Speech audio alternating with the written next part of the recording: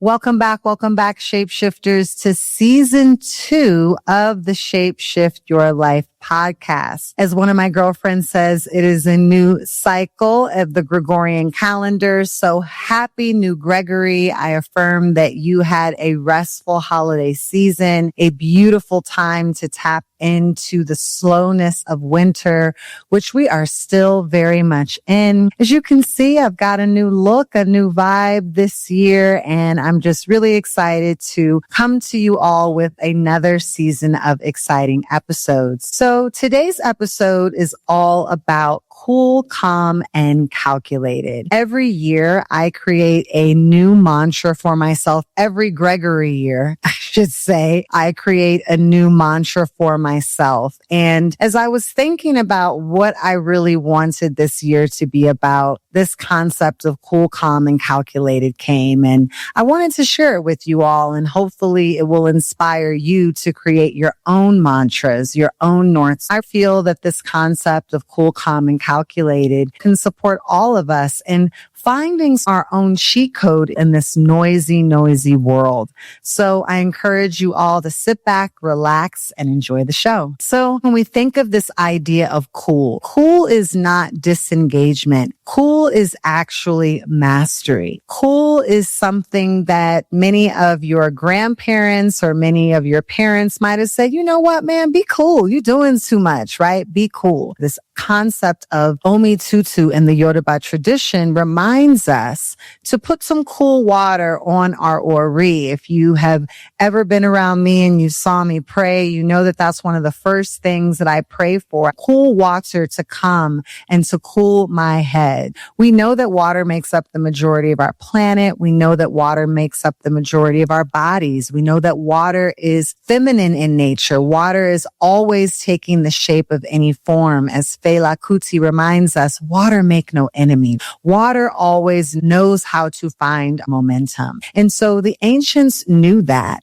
When we think about this from a quantum physics or a metaphysical approach, it is connected to the frequency of neutrality. And so we know that there are multiple frequencies. Frequencies is just like a radio dial that can measure energy. And we know that the higher the frequency is, the more that it is connected to certain emotions like peace and joy and prosperity and abundance and love. And we know that the lower the frequency, that we are connected to lower vibrations such as fear, such as hopelessness, scarcity, and lack. And so obviously we want to attune ourselves to the highest frequency possible. So tútù gives us the invitation to step into a place of neutrality, to remind ourselves that every day when we touch the crown of our heads, when we touch the God within us, then we are cooling ourselves so that when we go out into the world, we don't allow the emotions of the world to interfere with the frequency that we have made a commitment to broadcasting. Because we know metaphysically, like attracts like. And so if we want to attract love, if we want to attract abundance, if we want to attract joy and peace, we have to be the vibrational equivalent of that. And we also know that part of the imprints of white psychosis, of colonization, of having you forget your names, forget your native tongues, and turn your head against your native gods is about lowering the frequency so that you are not able to tap into your own emotional and physical liberation. So this is an invitation for us this year to just stay cool, to be the observer when you hear someone saying something that you don't agree with, to be the observer when you find somebody that you work with just acting all out of pocket and you just feel some type of way, to embrace the coolness when you're watching the news or you're hearing about the new distraction of the day. How can we move into this place of neutrality? How can we move into this place of being observer? if you have watched one of my prior episodes on the concept of the chakras, we talk about how neutrality is a very, very high frequency. And often it gets overshadowed because we want to be at bliss and we want to be peace and we want to have ecstasy. But truly, just to be neutral every day is a lot more harder than we may give ourselves credit for. Being cool allows us to be an observer, not reactive, not numbing ourselves out, but to be steady enough to see clearly.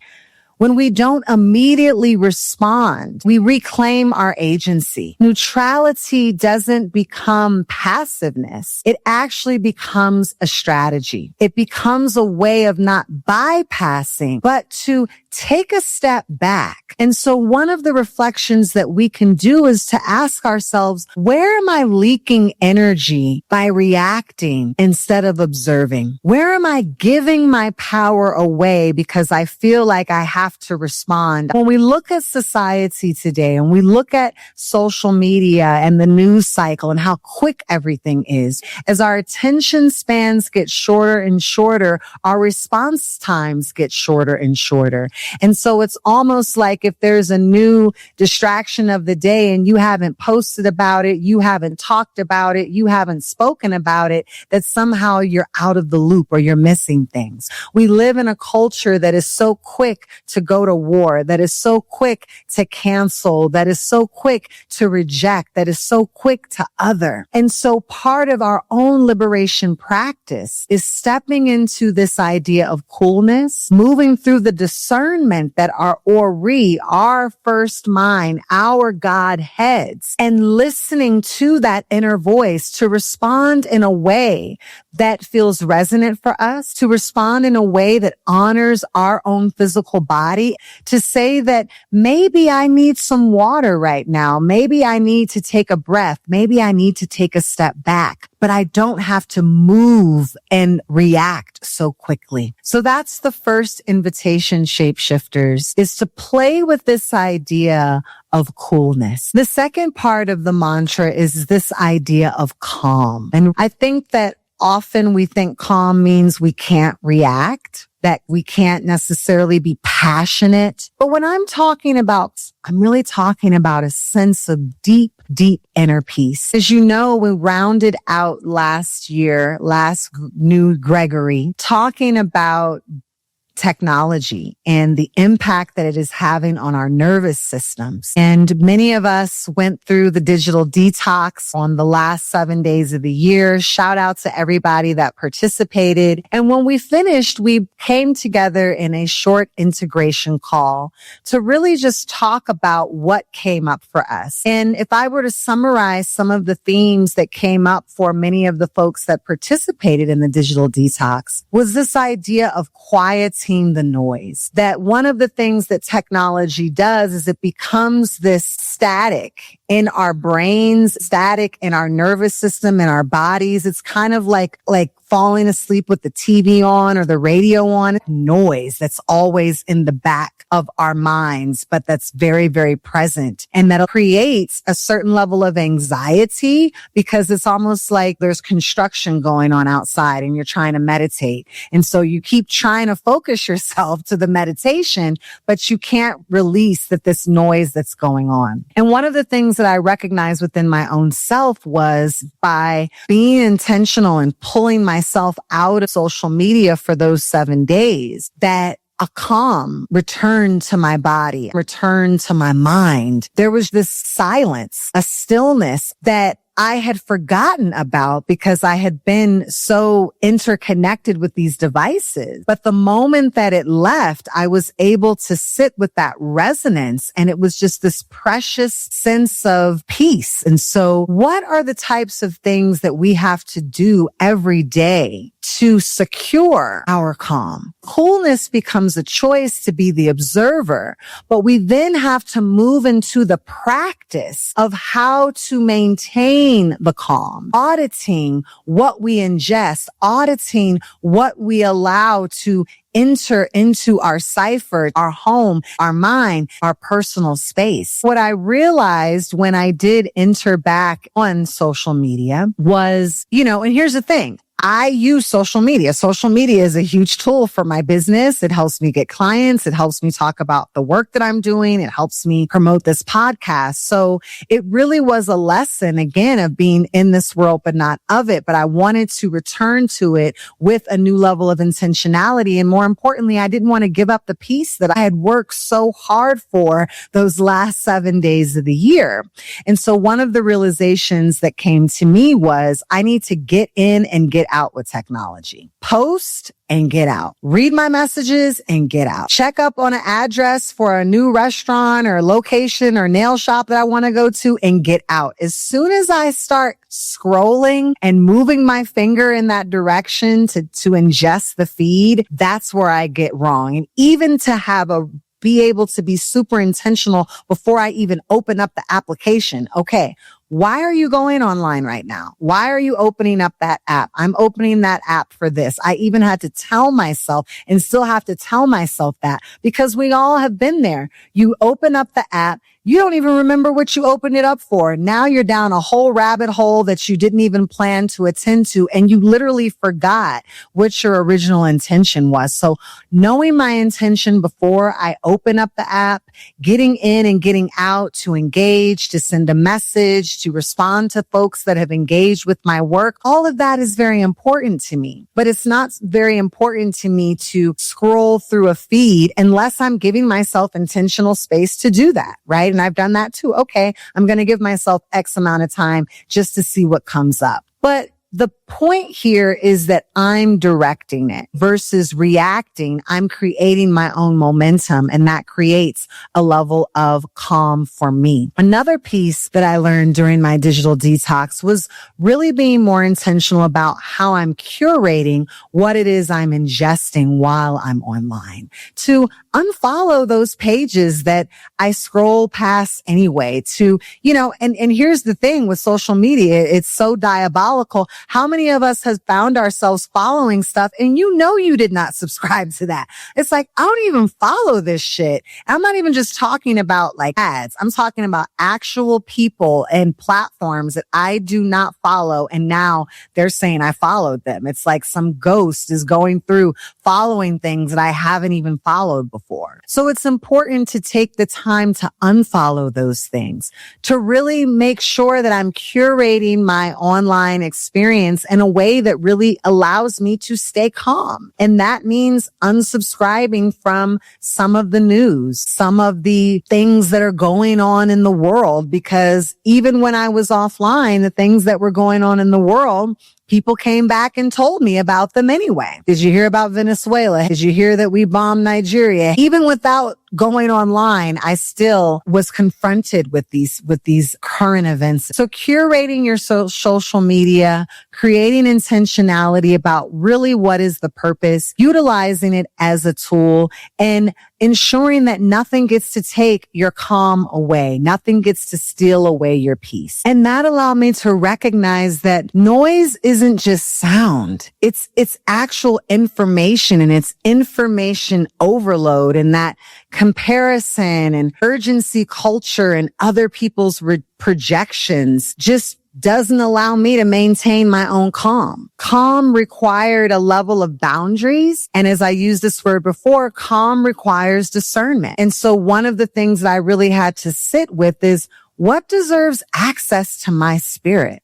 My spirit is currency. My spirit is sacred. And what I allow to enter into it has to be sacred, and it has to match my energy, and it has to support me in the elevation or at least the maintenance of that frequency. I don't want it to dumb me down. And so it doesn't just become part of your tech hygiene. Maintaining a spirit of calmness becomes part of your spiritual hygiene. It becomes part of your spiritual practice to really clear the clutter, clear the noise, so that we can focus on the things that we're really here to do, to live the purpose-driven life, to fulfill our destinies, to focus on the goal, to focus on the people and the things that we love, and to be able to give them our full attention, not just this multitask half mind. We know that statistics are telling us that multitasking does not work. All multitasking does is drains our energy. And so Being able to be fully present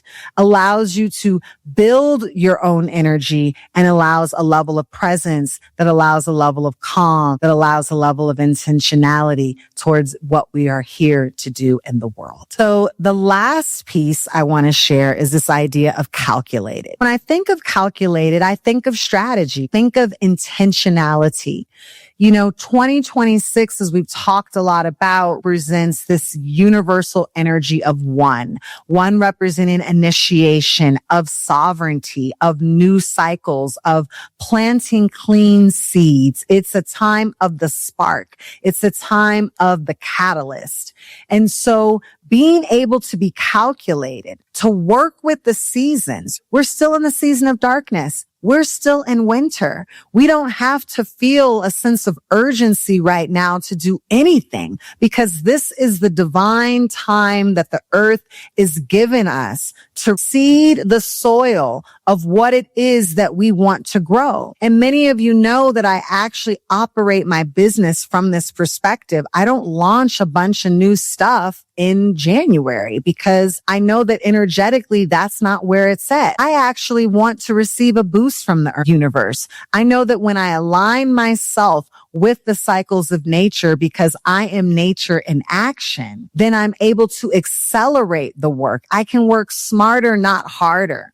And so the same thing goes for you as you think about your personal goals, as you think about your professional goals, your relationship goals for yourself. How can you step into that place of being calculated? Calculated requires preparation. Calculation requires research. Calculation requires discipline. It's like playing chess rather than playing checkers. You have a strategy. You understand where it is you're moving on the board, where it is that you're moving forward in life. Because again, the Yoruba tradition teaches us that you're either moving forward or you're just not moving at all. You're just stagnant. And we know that we are here to move forward towards the purpose that we are here to do. And so the ability to lean back, when I think of strategy, I think of the Orisha Ogun. Ogun, I'm practicing my tonal language when I talk about the Orishas. Ogun being the hunter.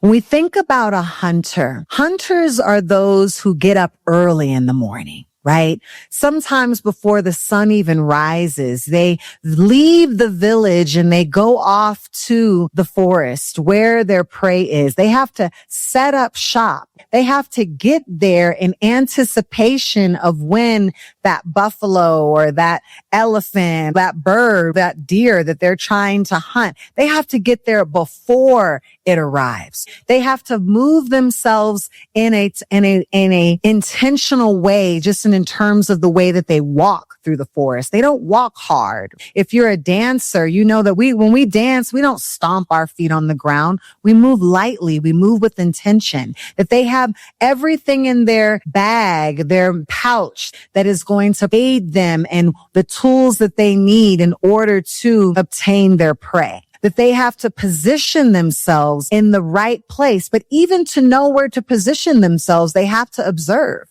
They have to spend countless hours moving and navigating through the forest in order to know, oh, well, if I go to that hill or if I climb this tree or I sit myself behind this bush, they have to have already done that work before they even get there on that day. And they have to place themselves in position. And there are times that they place themselves in position and they're wrong and they don't get anything that day. And they have to try again and tweak their approach. They have to be patient. They have to sit there and they have to wait. They might come home one day and other hunters were able to capture prey and they end up empty-handed. They can't look at what the other hunter did and say, oh, well, there's nothing out there for me. They know they have to go back out into the forest yet again the next day and the next day. And then one day, everything aligns for them and they're able to capture prey. And that prey they're able to bring back to the village. And that prey they're able to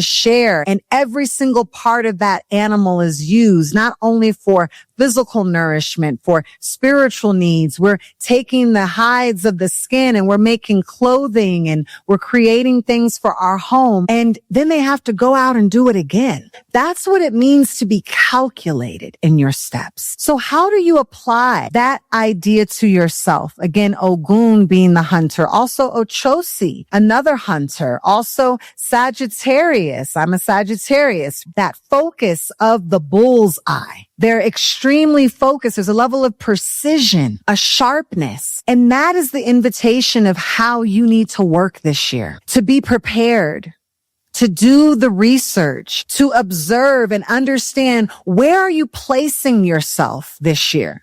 Are you just running out to every invite that you get? Are you running out to the desert where the prey that you need is in the rainforest? Are you out in the rainforest when what you're looking for is in the ocean? We got to get clear on what it is that we're trying to do, what it is that we're trying to obtain, what meat and prey is good for you. You might be gluten free. You might be vegan. What everybody else is eating might not be what your family is eating. So you have to understand what is for you, and you have to create an algorithm that is going to allow you to move forward in fulfilling your goal. Calculation, not just being all over the place, wasting your energy, giving your energy up, giving your energetic currency up to distractions, fighting other people's battles, showing up to help other people who never show up to help you, and then wondering why you haven't reached that goal. Having the physical discipline of patience. There are times when a hunter has to sit and wait and is hungry.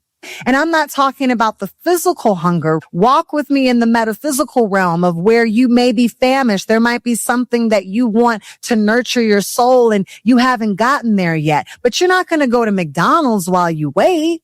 I mean, you could just say, you know what? Fuck it. I'm going to just eat this fast food. Or I could wait for that nourishing fill in the blank that's going to feed my soul and feed my village and support the next generation of my lineage. That's the invitation that Spirit wants you to move into this year, to have a level of calculation, to do the numbers, to scrutinize things. If you're trying to build wealth this year, you need to be looking at your bank account every day. You need to understand where your money is going.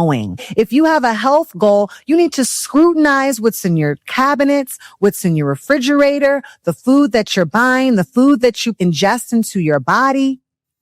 If you're calling in new partnership, you need to scrutinize yourself to see, am I the vibrational match of what it is that I say that I want? People have this whole list. I was talking about this to a friend today of the type of partner that they want. You don't match up to that. You can't even make your bed in the morning, but you want a partner who has a 7-figure income and has this wonderful career. You want somebody that's fit and you don't even exercise. Make that make sense. It doesn't. And the definition of insanity is doing the same thing over and over and over again and expecting different results. Expecting different results from the government. Expecting different results from America. And America has shown you exactly who she's been since her moment of independence. So intentional movement. That's another way we can think about this idea of being calculated. Intentional movement. It's like if the hunter knows that what it is seeking doesn't come out in certain types of weather, it's staying home that day. Sometimes we need to just sit our asses down and stay home until the weather gets right, until the season gets right. To know that what is for you is for you. And so you don't have to compete and compare and move in a place of scarcity in order to get what's yours. And that calculation is something that we could learn from colonization because, baby, they're calculating for the next 3, 5, 7 generations. The world that we're living in right now under the Western paradigm, which is shifting, but regardless of what you think about it, what you can't deny about it is a result of their intentional movement. It is a result of work that has been going on for generations and generations and generations in order to get us where we are today. They're taking a long view and they keep us in a sense of distraction and constant reaction. So as soon as we feel like we're getting our footing, Here's another distraction knocking us off of our course. So our movements become sporadic while their movements become intentional. So we need to shift that paradigm and not reject hustle culture. Reject I'll sleep when I'm dead. Hustle now, hustle hard. While we neglect our peace, neglect our bodies, neglect our nervous systems, neglect our spiritual work, neglect our children, somehow thinking that because you've amassed money, but you've passed on generations of trauma in your bloodline, that somehow will save you. The Bible tells us the sins of the father are inherited by the sons. The work that you don't choose to do, you don't get to bypass. It comes back to you in this next life, and it will visit your children. And how many of us are sitting here today having to break cycles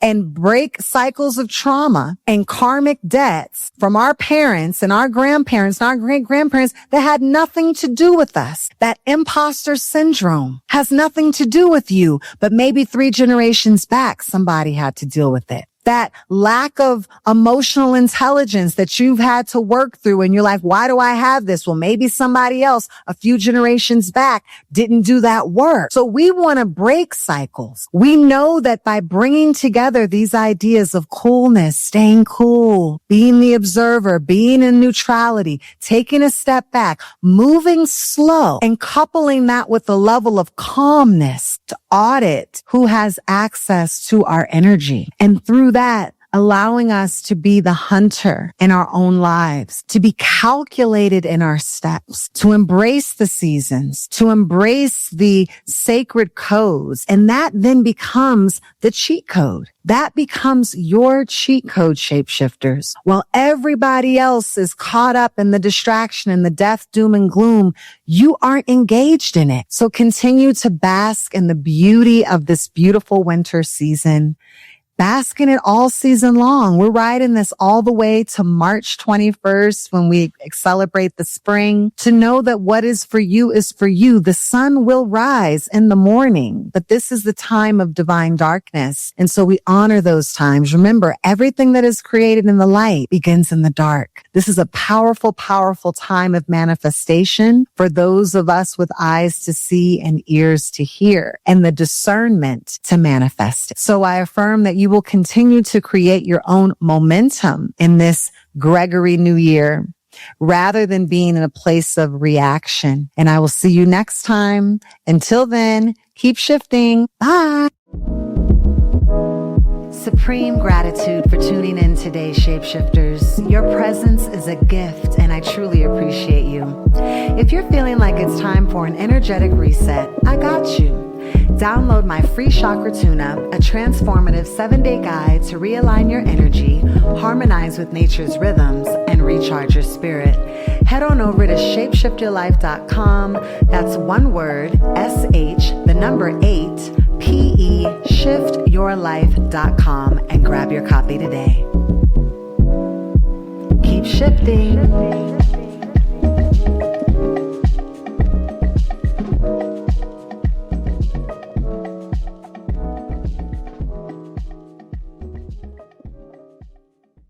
Welcome to the house of Khalil Anthony Peebles, Khalil Anthony's Bazaar, Literati, Revistas, Artwork, Cuerpo, La Maison, La Bain, Black Tea Series, Podcast, Urban Folk Music. Come hang out with me at my bazaar. Check out some of my works at the house of Khalil Anthony Peebles.